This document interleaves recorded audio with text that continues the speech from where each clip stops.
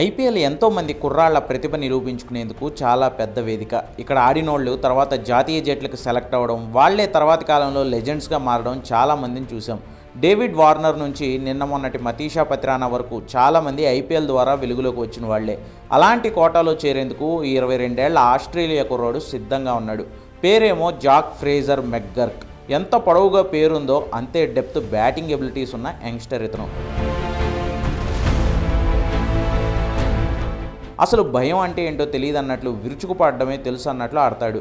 నిన్న ఎస్ఆర్హెచ్తో ఢిల్లీకి జరిగిన మ్యాచ్లోనూ సన్ రైజర్స్ విసిరిన 267 పరుగుల లక్ష్యాన్ని ఛేదించే క్రమంలో జాక్ ఫ్రేజర్ చూపించిన batting, powerful hitting mind blowing. అసలు వాషింగ్టన్ వేసిన ఇన్నింగ్స్ 3వ ఓవర్లో ప్రతి బంతిని బౌండరీకి తరలించాడు.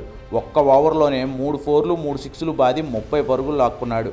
15 బంతుల్లోనే హాఫ్ సెంచరీ కొట్టేసి అంతకుముందు ఇదే మ్యాచ్లో 16 బంతుల్లో హెడ్ కొట్టిన ఫాస్టెస్ట్ హాఫ్ సెంచరీ రికార్డును బద్దలుకొట్టి 2024 ఐపీఎల్లో ఫాస్టెస్ట్ హాఫ్ సెంచరీ రికార్డును 15 బంతులతో తిరగరాశాడు. మొత్తంగా 18 బాల్స్లో 5 4లు 7 సిక్సర్లతో 65 పరుగులు చేశాడు.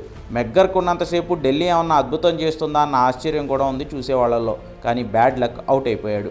ఇప్పటివరకు ఢిల్లీ తరపున 3 మ్యాచ్లు ఆడిన మెక్గర్క్ అందులో 2 హాఫ్ సెంచరీలు బాదడం అతను ఎంత డేంజరస్ ప్లేయరో చెబుతోంది.